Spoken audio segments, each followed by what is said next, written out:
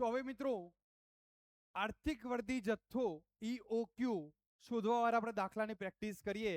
એક નાનો વિડીયો બનાવીએ આપણે, નાનું લેક્ચર કે જેની અંદર EOQ શોધવા વાળા દાખલા જોઈએ, પછી આપણે સપાટી વાળા દાખલા જોઈએ અને પછી આપણે માલ સામાન ફેરબદલી વાળા દાખલા જોઈએ.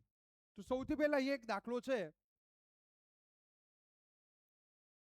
તો એની અંદર ધ્યાન આપો. નીચે આપેલ માહિતી પરથી આર્થિક વર્ધી જથ્થો શોધો. વાર્ષિક વપરાશ આપે, જુઓ માસિક નથી, વાર્ષિક જ છે 18,000.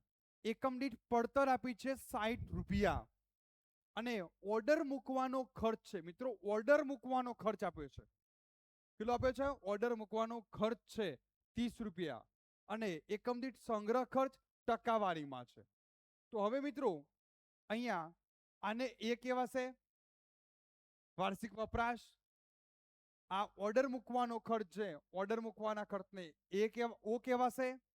અને સી અને પી તો આપણે અહીંયા 60 ગુણ્યા 10% કરવા પડશે. આ સી પી. તો હવે અહીંયા સૂત્રમાં આપણે કિંમત મૂકીએ 2 ગુણ્યા, આપણે આ સૂત્ર યાદ રાખવું પડશે.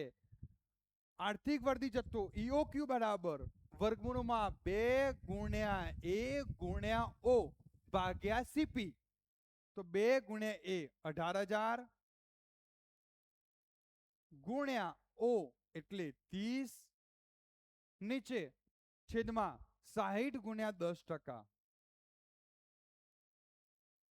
60 ગુણ્યા 10%.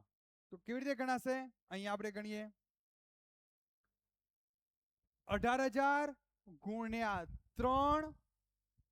30 ગુણ્યા 2 કરો. 18,000 ગુણ્યા 2 ગુણ્યા 30 કરો. કેટલા આવે છે? 10,80,000. ઓકે, તો અહીંયા લખો 10,80,000 ભાગ્યા 60 ગુણ્યા 10%. 60 ના 10% કેટલા થાય? 6. હવે ભાગાકાર કરો અને સીધું એનું વર્ગમૂળ કાઢો. ભાગાકાર કરવાથી 18 × 108 1,80,000 આવશે. 18 અને 4 0. ઓકે, 1,80,000. હવે એનું વર્ગમૂળ કરો તો વર્ગમૂળ કરવાથી પોઈન્ટમાં આવશે. તો કેટલા આવશે? 424 યુનિટ. આ તમારો આન્સર આવી ગયો. તો ગણતરી કેવી રીતે થશે?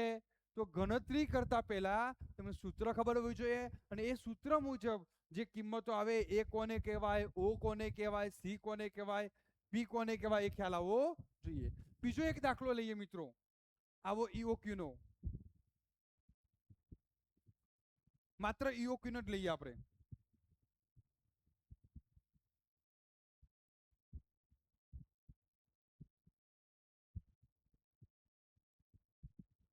ઓકે, આ રહ્યો.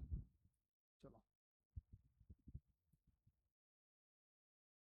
નીચે આપેલ માહિતી પરથી આર્થિક વર્ધી જથ્થો શોધો.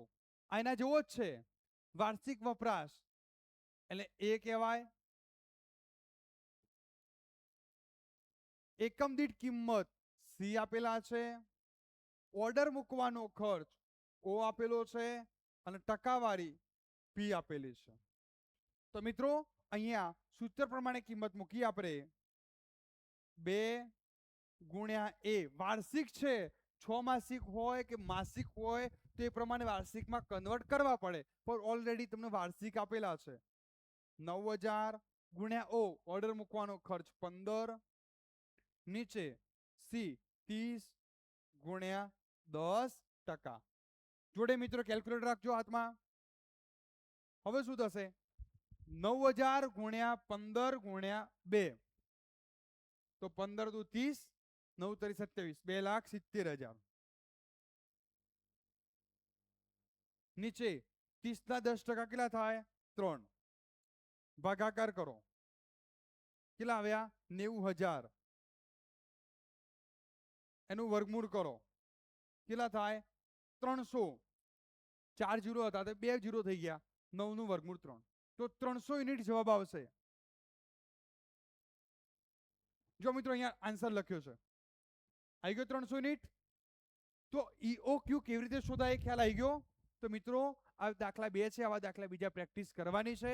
હવે આપણે નવી સપાટી વાળી ગુરુત્તમ સપાટી લઘુત્તમ સપાટી વાળા દાખલા જોઈએ.